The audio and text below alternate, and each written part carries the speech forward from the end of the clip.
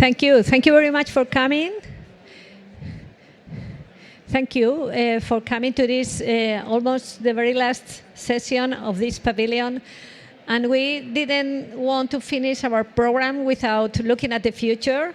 And we consider that the best thing to look at the future is to be really focused on technology. So this is our pleasure to have here the Secretary of State for Digital Advancement, Francisco Polo, and this excellent panel that will follow him. So please, Secretary of State, you have the floor, and then you go to the stage.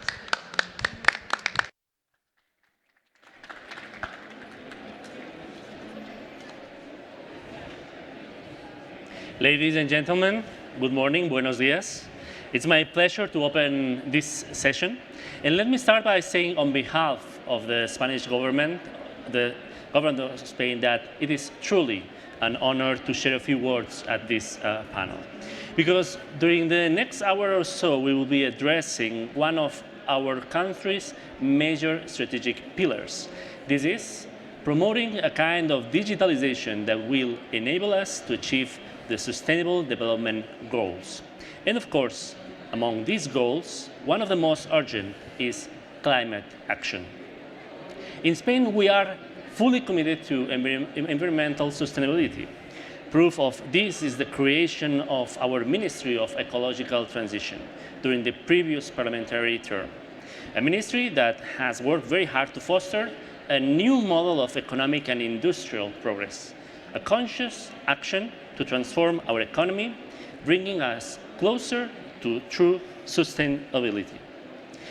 Here in Spain, we are also strongly committed to digitalization, because digitalization can become one key factor of economic growth. The government of Spain is working to make sure that this technological progress does not involve any steps backwards regarding our rights or our well-being. Instead, we want a leading-edge Spain, a country that takes advantage of the best that digitalization has to offer while avoiding its unintended effects. Ecology and digitalization are called to go hand in hand, and that is why we are so proud to be hosting this huge international conference here in Madrid. And that is why I believe that it is so positive for our government to be supporting panels like this one. Today, we are here to share our thoughts and proposals about the challenges and opportunities posed by technology for the environment. I will begin with the challenges.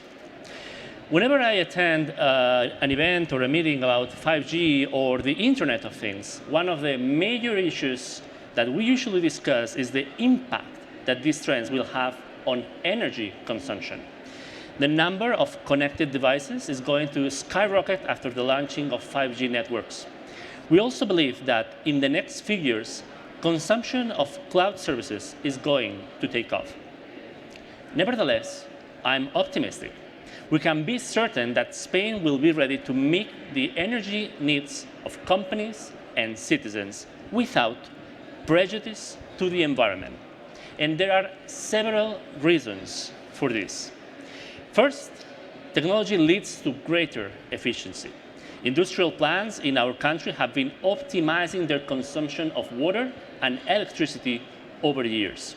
Spain is an international leader in the production of cars and automotive components.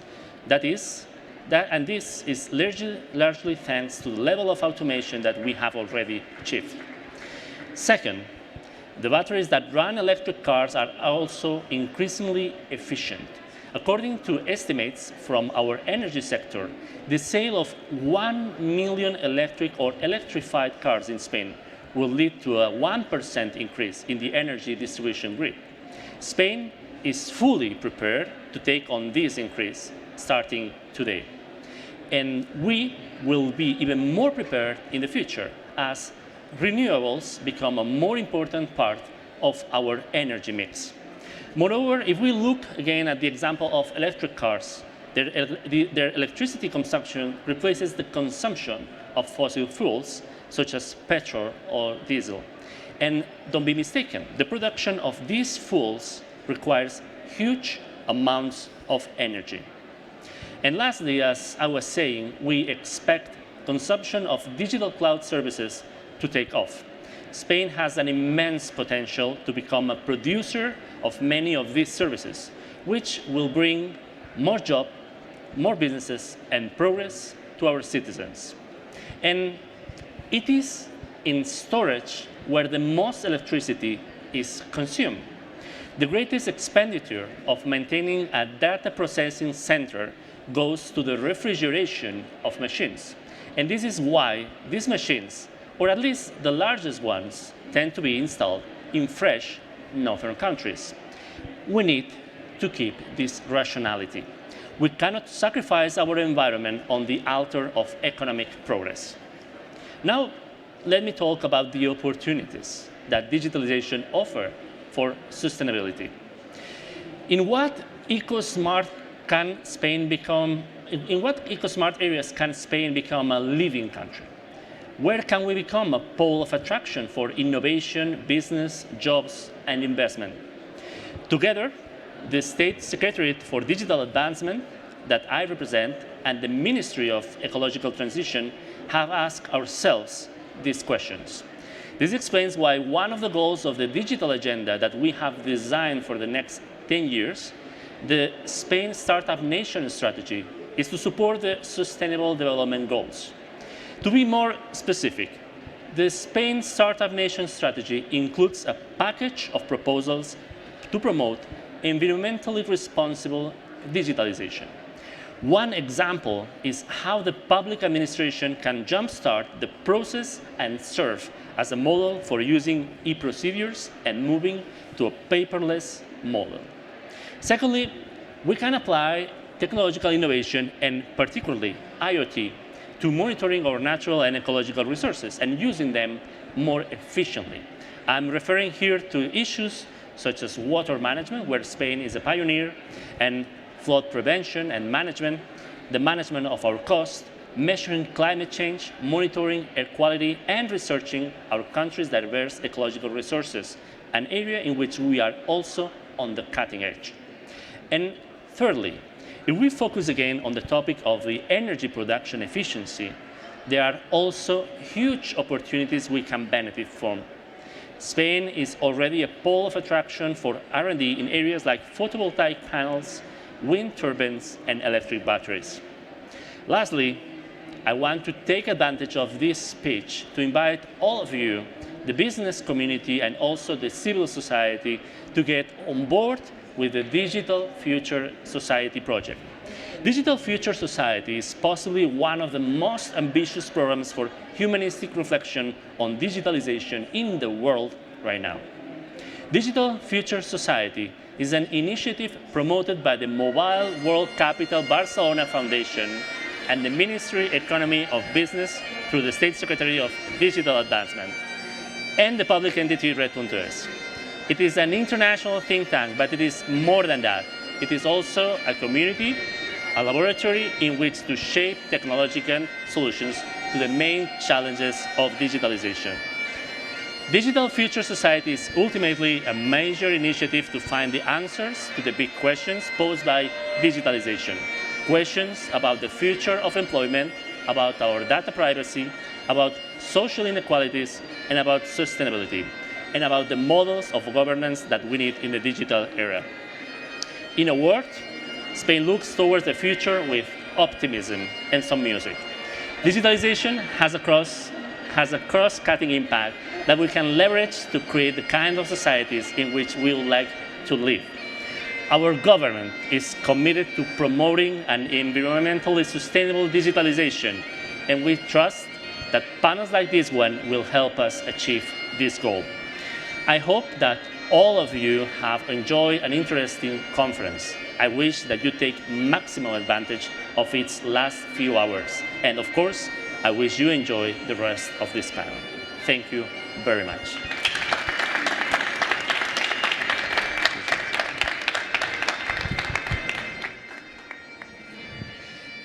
Thank you very much. I'm so sorry, but the United Kingdom is taking now the witness for the next year COP, so they were celebrating. So thank you. I think that they are moving now. If we perhaps wait, but you can go. You can stand up and.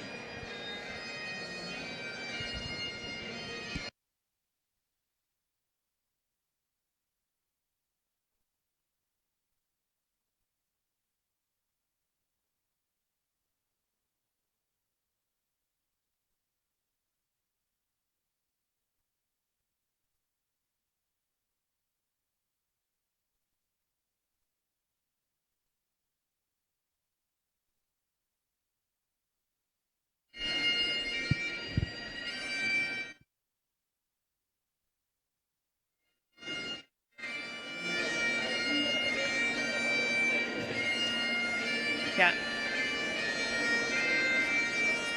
Are we supposed to wait? Okay.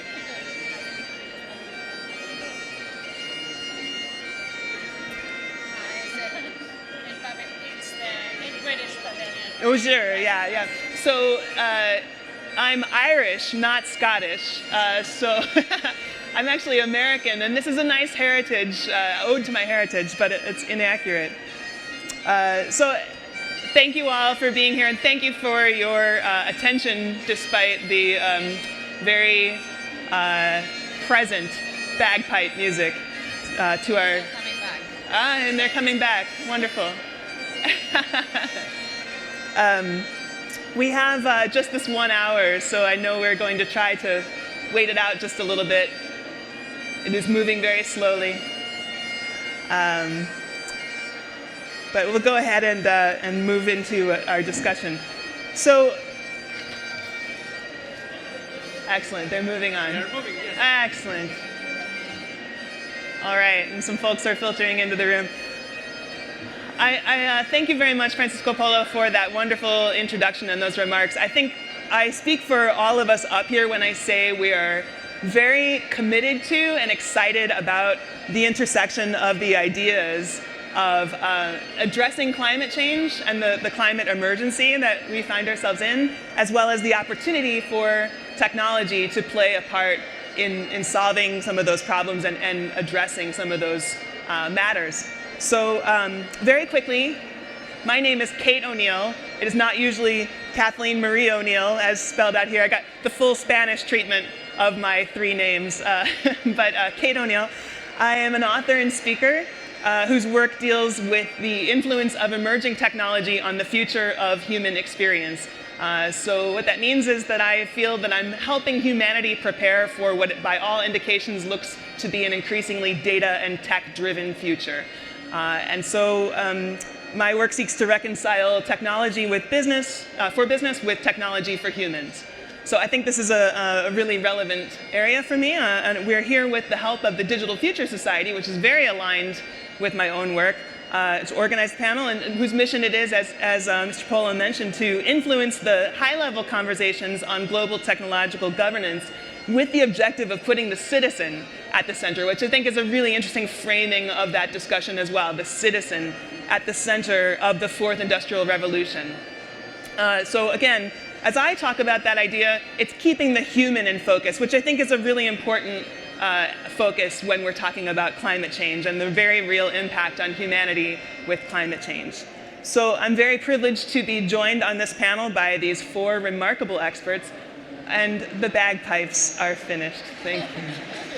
Good, good, good. Yeah. So just now I'll say each of the panelists' names to introduce you to them, but I'll ask each of them to take a moment or two to provide you with some context of their background after I run through each of their names. So joining me on this panel, to my immediate left, Victoria Alonso Perez, who is founder and chief executive officer of ChipSafer. Almar Cardenas, who is AI for Earth senior program manager in environmental sustainability at Microsoft. Francisco Javier Dobles Reyes, director of the Earth Sciences Department at Barcelona Supercomputing Center. And Gemma Esteban Garrido, professor and executive master in digital transformation and innovation leadership and sustainability investors director at Telefonica Corporation. So I think you can hear from their titles how distinguished and expert a panel we have, but let me just allow them to each take a minute or two to provide some additional background on themselves. So Victoria, will you start for us? Hi everyone, it's a pleasure for me, can you hear me with the band? It's a pleasure for me to be here. My name is Victoria Alonso Perez. I am a social entrepreneur from Uruguay. I am the founder of ChipSafer, which is a startup where we monitor livestock remotely and autonomously, so the farmers can know at all times where the animals are. And this is very important because by knowing the exact location, we can assure that the animals have not been raised in protected areas such as the Amazon rainforest. I also am a UN Young Leader for the SDGs, which is a program under the UN Youth Envoy Department, office, and so I work to engage more young people and further initiatives that can support the Agenda 2030 of the United Nations. Thank you. Alma? Hello, everybody. My name is Alma Cardenas, and thank you so much. It's an honor for me to be part of this panel. I am the program manager of AI for Earth, which is an initiative that Microsoft Sustainability runs to bring technology, cloud and AI technologies to those organizations that are tackling environmental problems using artificial intelligence. Actually, it was COP23 where we announced a 50 million investment for 5 years, where we want to bring these technologies to help us tackle environmental challenges. I'm Paco Dolores Reyes. I work at the Barcelona Supercomputing Center, where I lead the Earth Sciences department. It's the largest department of people doing research in Spain on climate change and air quality. We basically work in a center that is funded publicly by the Spanish government and the regional government of Catalonia, and it's the place where we host the largest supercomputing machine in Spain. At the same time, my relationship with the COP it comes from a very long time in the back. I'm one of the member of the panel that is working on the reports the UN commissions to the Intergovernmental Panel on Climate Change. Hello, good morning. My name is Gemma Esteban, and first of all, thank you very much for having me in the panel. I'm very, very proud to be a Spaniard because in Spain we have been able to organize this fantastic COP just in 1 month, let's say, or 2 weeks. And congratulations for the Spanish government for this pavilion organization. I've been in some of the sessions, and the sessions has been great.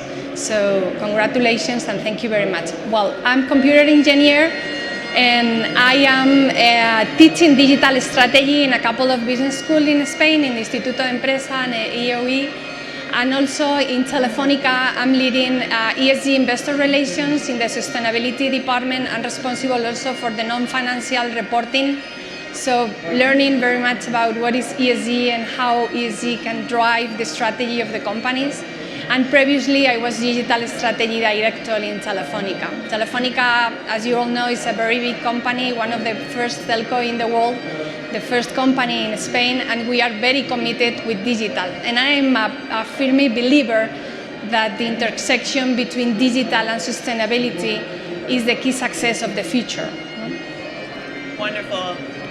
Can we get a quick round of applause for this wonderful panel?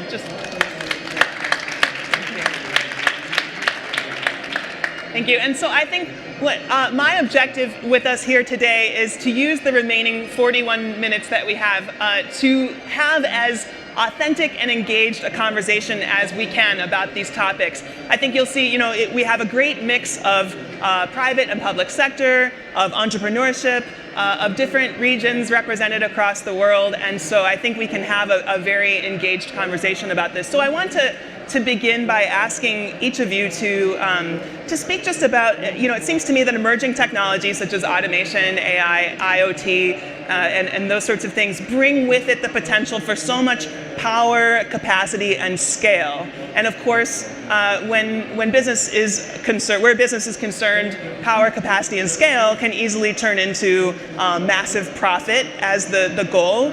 But if we're looking at the opportunity for addressing climate change in alignment with business, what do you see as the greatest opportunities there? What do you think can be the biggest opportunity that business especially can go after to try to make some of that, take advantage of some of that power, capacity, and scale on behalf of humanity with climate change? Anyone want to start? Yeah, Alma. Digital transformation.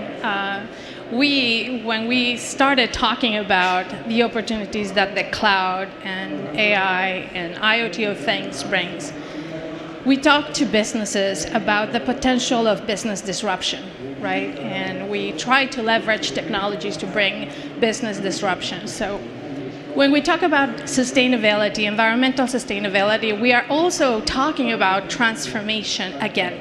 And a transformation that perhaps only recently, it's also been seen as a potential for disruption, right?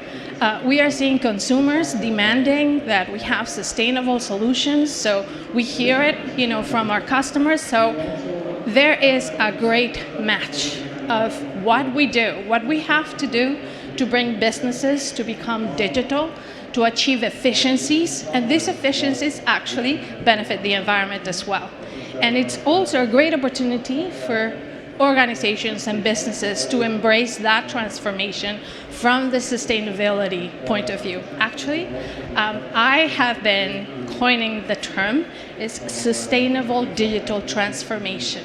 We no longer should be looking at the world at just digital transformation, achieving digital opportunities that will increase the profits, right?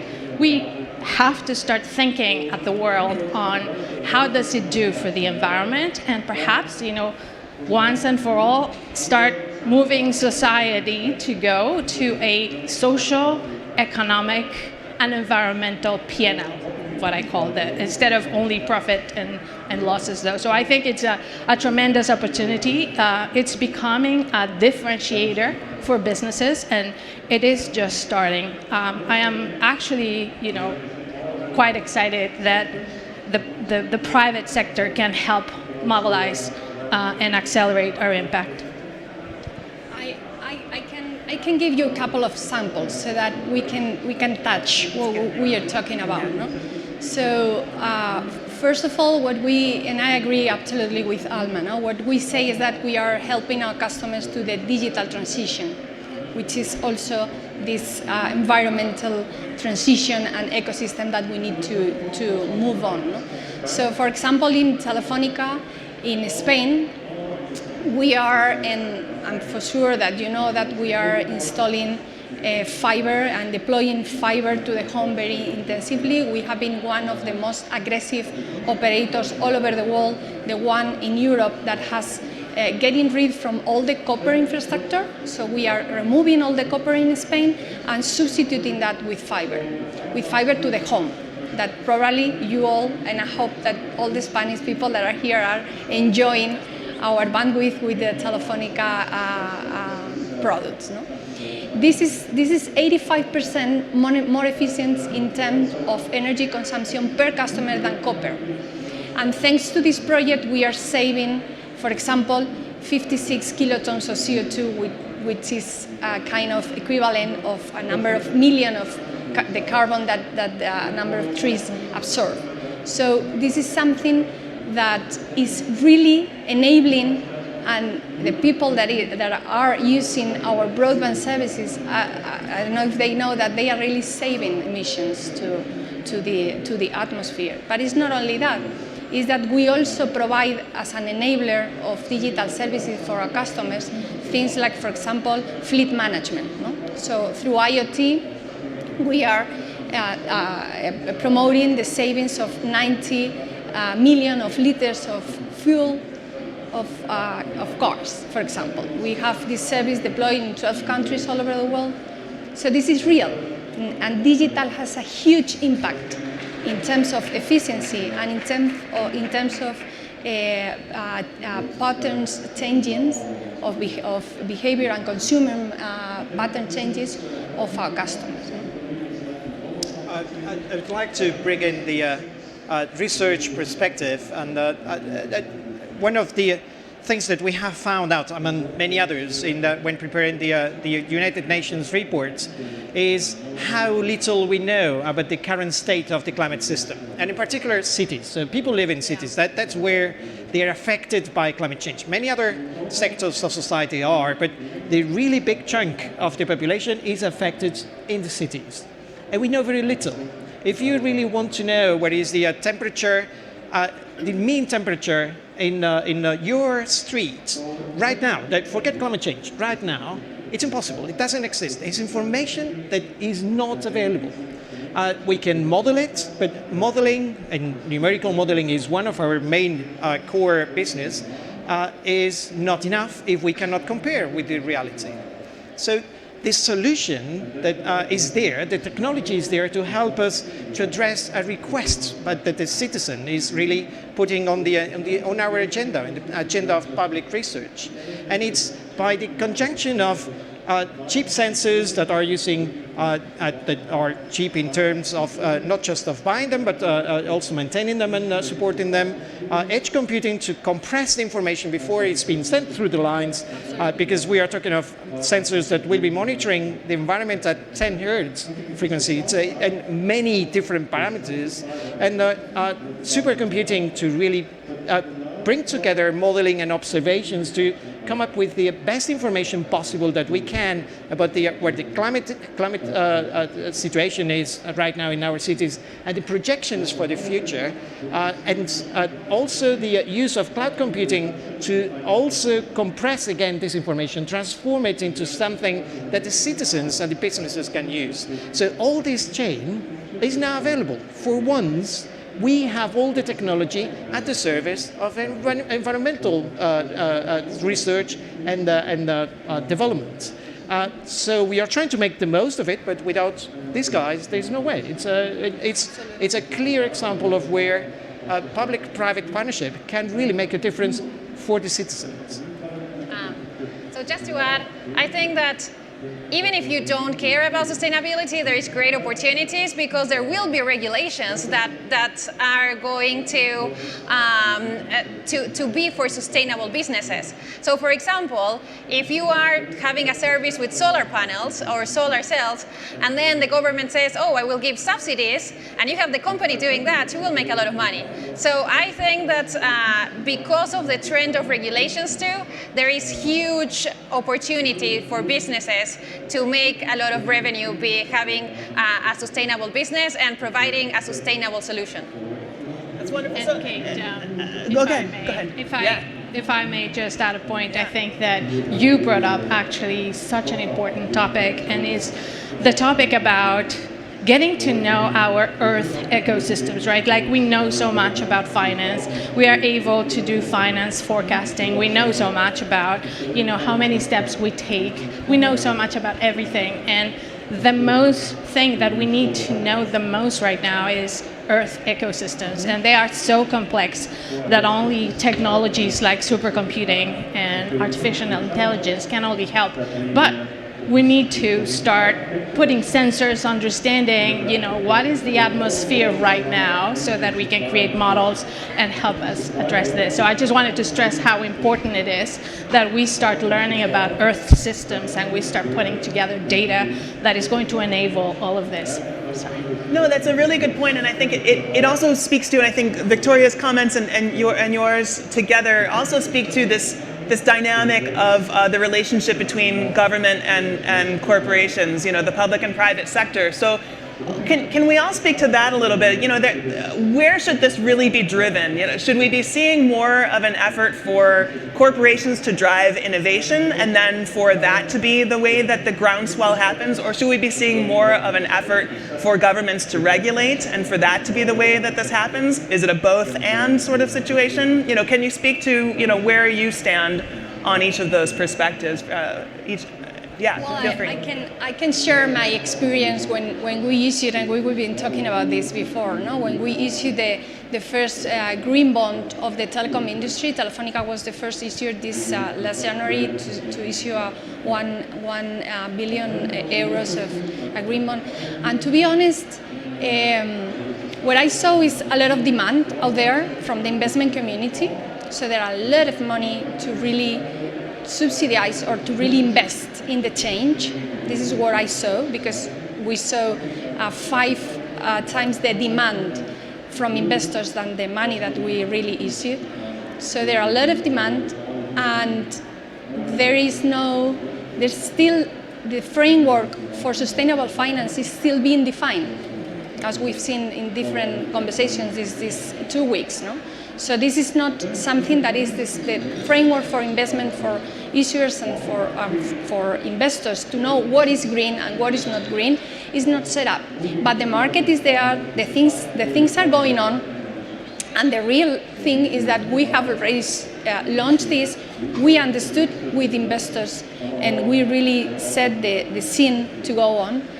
And I saw in this case, for example, that regulators and the European Union is lagging behind. No? So I think there is a little bit of misalignment still.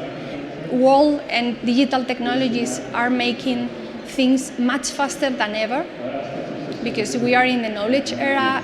I mean, there are a lot of entrepreneurs, there are a lot of cooperation between private and different organizations. And I don't know to what extent let's say the public administration in general is keeping with that pace, no? Is keeping up with the pace of really the way in which everything is going on. And the market demand is there. At least what I've seen from the investor community is that it's so hot, so hot. There are a lot of money to invest in the transition of environmental transition, of new technologies, of changes on what has to do with sustainability and with environment. I think that the problem that we have at hand is so large that we need everybody on board. I think that we need government to set direction, right? And contrary to what people may say, that regulation, it's going to affect businesses badly. To the contrary, regulation, and I have seen it here in Europe. Thank you, Europe, for your leadership on regulation, right? Open banking, for example. Regulation drives innovation. So we need the government providing regulation and guidance. We need private sector to bring innovation, to bring investment. We need consumers, right? Like, our consumption habits are not sustainable. We need to change as consumers on what is our responsibility to the environment as consumers. We need science, we need research, right? We need entrepreneurs. So I think that it's all hands on board, and all of us have a role to play. And I think that establishing collaborations that work, that get something done, is perhaps one of the challenges that we need to figure out how to do that. So I think that regulations are extremely important if we want to make change, but you can't just make a regulation and ask everyone to go and do what the regulation says, because you need to be thinking about all the different companies, all the different situations. For example, if you have a big company and you have a completely change of regulation, then yeah, you will have less revenue, but you can invest in that. But if you have a small company, or in the case of I work in agriculture, if you have a small farmer, any change that you can make to their production, like to their production line, in which you say, from tomorrow you start using this fertilizer, or from tomorrow you can't do this type of farming, you would be killing that. So I think that the regulation needs to be together with a subsidy, with education, there are several things that you need to put in place, which is not just criticizing and say, hey, your type of farming is terrible. It's not. Go, educate, tell them what they will gain by being sustainable. And not only that, but also give them access to capital, give them access to finance. Because of climate change, a lot of farmers are suffering of drought, of floods. So, give them access to insurance. So there are a lot of things that need to be in the same equation, which is not just government or companies, but thinking about the whole chain and the whole, how it will affect each specific person that has anything to do in the industry.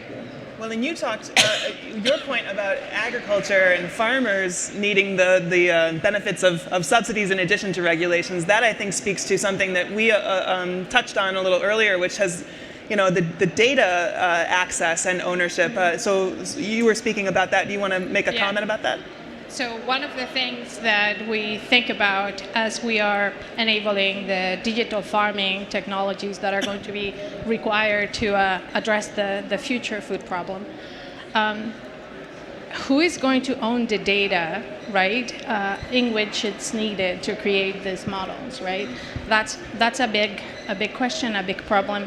We want to make sure that regulations and investments and systems that we put in place make sure that, for example, farmers get their fair share, that there is transparency, that they keep some rights to the return of investment of their data, so that we have equity. The result of this, great innovation, the benefits are distributed equally across the supply chain. So, but we have to figure out data ownership. I'd like to pick on what you're saying, and I'd like to mention that one of the big successes of the weather and climate community, not just research but operations as well, is that the data has been public data for everyone's good, and this is key. It's we cannot really make a change if there are ownerships of data. So I can understand that there are data that have some privacy, and that we work on personalized medicine and we know what it is, but this is not personalized medicine. This is the environment, and the environment belongs to everyone. So one of the aspects that can really change things is to really set some very basic rules from the beginning. And public access to the key data, and environmental data should be that, is the basics. Without this, it will be a disaster. It won't happen. It won't take place. And I just would like to state that you are right. But also, it is not that simple, right? It is not like environmental data is available to all. Of course, it is needed. Things like weather, environment information. But when you're talking about specific information from a farmer, that thanks to their data, we can train models, right? Who will benefit from those models? And can we make sure that the farmer that has their data points that are being used for training these models will get their fair share? So I think I am with you. Open data source is absolutely a necessity, but we also want to make sure that unserved sectors are taken care of and they get their share. I don't know if anybody has any other idea. I think that it's a little tricky. We will have to work on this. Yeah. I would say that on that issue, that it's absolutely important. The cooperation between public and private sector is key, because on one hand you have the data that is coming from the cities, and in order to really help social improvement, and then you have private sector that have the tools and the technology to do so. No? For example, we are doing something in Sao Paulo to understand and to assess the climate and the pollution on the city, working with the council so that we can prevent the problems and we can advance this to the population. No? So there are a number of examples of that are really good, really important for social improvements that need to do with a collaboration between public and private sector. Let me take it back to an actionable, let's think about how we can make this actionable for people coming out of this discussion. What is the most important thing that governments and government representatives need to be thinking about as they leave this COP? What are the things that we mentioned? I think a few of us talked about the idea that regulations are a little behind where they might need to be in some cases. In which cases? Where do we need to see those regulations, and for whose benefit, and how would those subsidies work? Let's see if we can get a little more specific and a little more granular about those. Would anyone like to start with that? Well, I think in our case, and with all of these, let's say, ESG metrics and how do you measure sustainability, that is something that I'm involved with. There are a huge work to do, from now on. No? Why? Because there are the ESG metrics and the way in which you measure sustainability are not standards, are not comparable for the moment, and this is something that is being developed. So, for example, the right example of sustainable finance and the framework for green bonds and social and sustainable bonds is one of the issues. No? So we don't have a mirror. When you talk about financial metrics, we have been talking about this for 50 years, and everyone knows what is a revenue, what is a profit, what is a whatever financial metric you can choose. But when you talk about let's say the most advanced ones that are the environmental ones, which is your carbon impact, for example. It is measured by many ways, by different companies, and it's not comparable. So I think there is a huge work to do from now on in order to try to standardize the metrics and to really move forward. Otherwise, this is going to be stagnant, because you cannot, and especially when you talk to investors, you cannot compare and you cannot say what is true, something really green or not. No? Yeah. So for me, what I would like people to take out of this, I hate demanding. Well, hate is a bad word. I do not like demanding because I'm an entrepreneur. So when I see a problem, I really like to tackle it. And I got into a lot of trouble because of that. So that's not the best always. But still, I think that what we can do is we all came here. We all can go back now and be responsible consumers. We have a ton of power just being responsible consumers. If we go to the supermarket and we read the labels, I am a big nerd, I always read the labels when I go to a supermarket. If you do that, you're already contributing by choosing sustainable products that were sustainably sourced. Make sure that in your everyday decisions, you are incorporating sustainability into your life. But I think that every single thing that you can do can have a major impact. Even the clothes you wear. Maybe you do not need that many clothes. Maybe just pick some that are really good.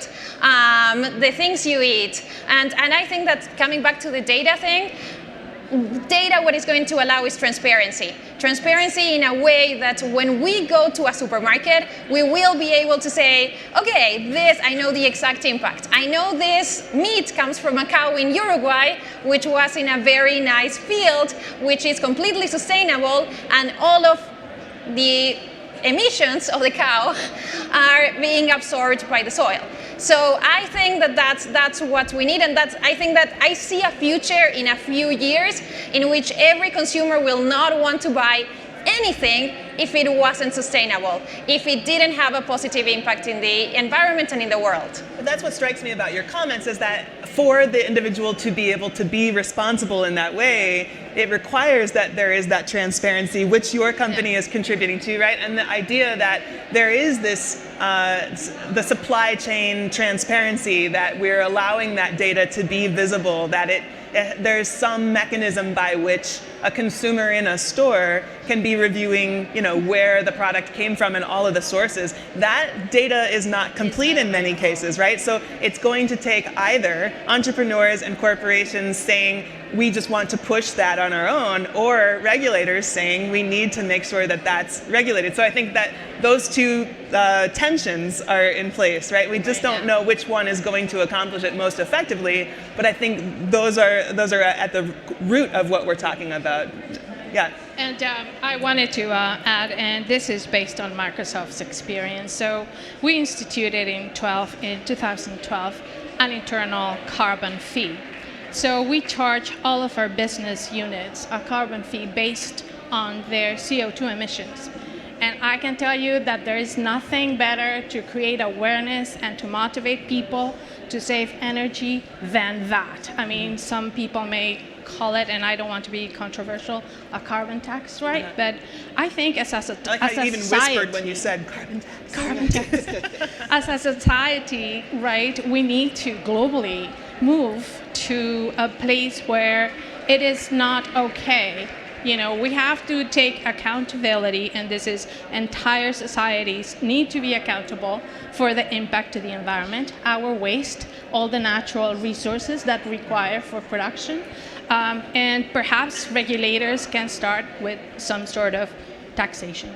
Yeah. I have the impression that we have lost a lot of time. So I've been working on climate change now for more than 20 years. And I even gave tech talks. And when I finished the tech talk, people said, I can't really watch this thing. It's so depressing. And I have people in my office, that people who do maintenance, and they can't really watch it. It's too hard.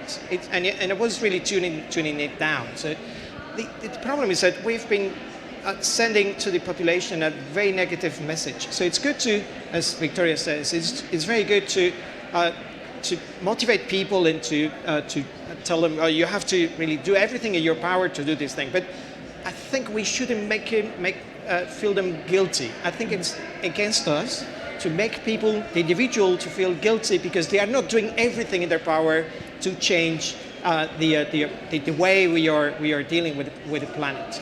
Somehow, I believe in positive messages, positive examples. We work with a big retailer that works worldwide, and we never talk about regulation. Or we are helping them to have a more sustainable operation in the short time scale, in the next few months, in the next few years. Not 2100 time scales in which they operate.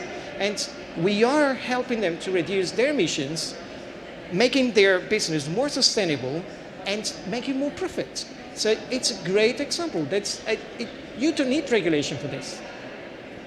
I think that is, I agree very much with Victoria, no? Because I think that this is something that is a cultural thing, no? And we need CEOs talking about this. We need to know how CEOs and big companies are integrating sustainability in their strategies. We need to have leaders, political leaders, and also social leaders talking about this. But I am quite optimistic. No? Why? Because 60% of the workforce population next year are going to be millennials. Millennials such as Victoria are pushing this. They are aware about us. They have this on their brains already. They read the products. When you buy the products, I do that also. I'm not millennial. I would like to, but I'm not. But I read the also products and what I'm buying, and I'm conscious of that. And this consciousness, I think that is being pushed very much by new generations, and need to be, and it's going to be, my personal point of view is that it's going to be inevitable. People need, and companies and governments need to be aware about this, because it's the only way. Let's take one more step back. I want to come back to a perspective that one of the more important frames that we wanted to have with this conversation, and I think I have not brought us back to as often, is thinking about Latin America, as how these solutions can apply in Latin America. And so I think one way I want to remind us to bring this back to that is, when I have a slide in a talk that I use often that I show the Sustainable Development Goals, and then I have a slide where I have collected headlines from the last, let's say, year or two, which are all examples of where artificial intelligence projects have been demonstrated or sort of proof of concept launched that address some sort of issue that pertains to a sustainable development goal. And I have these all sort of color-coded with the goals. And I think it's a very powerful visual for people to realize that we can actually use things like AI and other emerging technologies to begin to really address some of these problems that the Sustainable Development Goals really provide a framework for. But if we think about the entire set of emerging technologies, from blockchain to IoT to driverless cars to everything, and we come back to thinking about Latin America, what do you think some of the most immediate wins are that either corporations or government could be doing right now to begin to put some of those technologies in place to address some of the most urgent issues that we face around the world, but specifically thinking about Latin America? And I don't know if you want to start, since you are our only Latin American resident on this panel. Yeah, well, obviously Chip Safer. No, that's my company. No. Well, you said you addressed 3 SDGs, right? Is that right? Yes, we are working with life on land, climate action, and hunger, zero hunger, I mean. I think that there is a lot of things that can be done. One of the things that I think is going to drive a lot of things is data, and as we spoke, open data. Having the people have the ability to have access to that data. And for example, that one of the things that can get is more transparency and therefore avoid a lot of corruption, which, as you know, it's an issue in Latin America. And I think that corruption in many cases can also lead to unsustainable practices. So the more information that we can have, the more transparency, the better decisions that can be made in the political aspects too. So I think that in many cases when somebody says, oh, I made a decision, it makes no sense, oh, it was political. And people are like, oh, okay, it's political. And the reason is, like, I think we should maybe change that, and every decision, political decision, is made with data and is made the right decision. I think that, specifically going to Latin America, I have a very cool example that I would like to share. Ocean Mind in Costa Rica and the work related to oceans, where we are able to identify vessels and identify patterns of illegal fishing. And we can provide now governments the information they need to be able to prosecute those that are conducting illegal fishing. And on that topic, I think that one of the opportunities for Latin America is to use remote sensing technologies. These are technologies that use satellite image to understand a lot of things that are happening with the land. The image is getting more and more, higher and higher and higher resolution, and artificial. It's not a simple problem. Land cover mapping is not a simple problem. It has not been resolved, but we are taking, small steps. One example, for example, is that we have now the technology to inventory every single tree in the United States. We have a company, a startup, that has done that using remote sensing technologies, and that technology can be, brought back to other regions, right?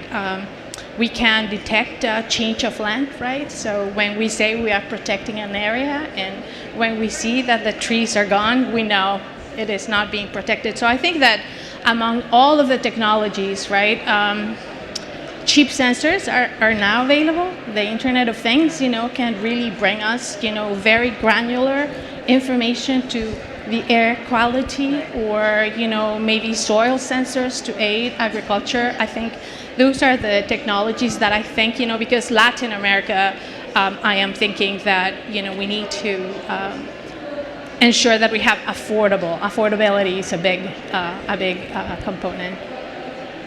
In our case, we are doing a lot of things in Latin America, as you can imagine, because we are a huge operator there. No?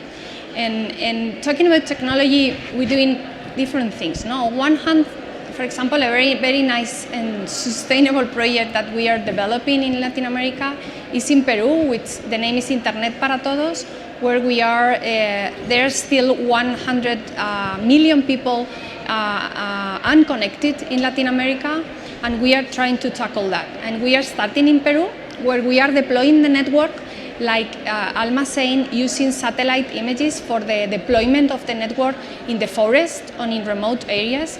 We have already covered 1 million people in rural areas in Peru, and we are extending the project in other countries in Latin America. So it's on one hand like connectivity and providing connectivity to the people that is maybe behind, or that we don't want to let them be behind the digital revolution.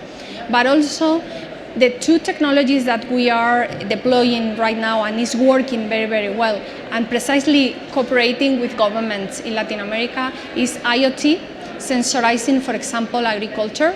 So using smart agro products so that farmers in Latin America can reduce their costs and they can enhance their productivity when they are doing their jobs. And also big data. We have big data and using artificial intelligence in something that we name big data for social good, that are, for example, understanding patterns of social migrations in Colombia, or this work in Sao Paulo, understanding the pollution of the cities. So we are doing a lot of very nice things, working a lot with entrepreneurs in Latin America that I can say that are very, very good. We have through Guaira, which is our innovation arm for supporting entrepreneurs. We are doing a lot of interesting things in Latin America. And I think digitalization is going to help the countries that are a little behind the countries that are very advanced to really move forward. Wonderful. Just very briefly, I have to say that we are gifted at the BSc because we have really excellent collaborations, both public and private. And over the last 3 years, we developed the air quality forecast system for Mexico DF. It's a huge city with huge air quality problems. So we use modeling, we use AI, we really work in partnership with them, and it's been a fantastic experience. And this is really important in the context of climate change, because even if air quality is a problem of now, it's of the present, solving climate change, like for instance bringing electric cars into the city, will help us as a collateral benefit to also solve or help solving the air quality problem, which is probably even more important in cities like this one. So working with Latin America it's been, until now, it's a fantastic experience. I think I'm catching out of this. I think we have only just a few minutes left, so I want to make sure we're summarizing, wrapping up, providing some last thoughts. And what I hear so consistently from each of your thoughts is that there seems to be an opportunity for both corporations and entrepreneurs to do innovative work in creating new solutions. There seems to be plenty of room for governments and for policymakers to step in and provide regulations. And Europe with GDPR is a great example of how that sets a precedent for the rest of the world to do so. And there also seem to be plenty of examples of how emerging technologies, and it sounds like sensors are one of the ways in which we unanimously agree, like using a lot of sensors and gathering a lot of data that can be understood in terms of air quality, in terms of ocean quality, in terms of those actionable projects that can begin immediately. Those are some ways in which we can begin now to start to take effect. Any quick last thoughts on how you would want to summarize what you hear and what you feel about the urgency around using technology to address these climate change issues? Anyone want to jump in? Yeah, please. Very brief sentence. Very brief. Very brief. So, private sector, go ahead. The public sector, the public research is behind you to help. I would say that we cannot do it without technology, quite frankly. Yeah. I would say that we need commitment from the companies, and real commitment proof by real objectives and goals and things that you can measure. And the last thought, I think, encourage all the younger generation to become social entrepreneurs. If you see a problem in your region, if you see anything, try to find a way to solve it. There is a lot of technology. I think we just need more innovative ideas, and the younger generation can definitely bring that. Sounds right to me. Thank you all so much. I really appreciate your commitment, your passion, your expertise, and thank you all for being here and listening and I hope taking these ideas with you back to the organizations that you represent and really being the voice and the urgent voice for using data and technology in the most aggressive, most comprehensive ways possible to accelerate the actions that we can take now to address climate change issues. So thank you very much. We've been privileged to have you here. Thank you. Please, a round of applause for this panel.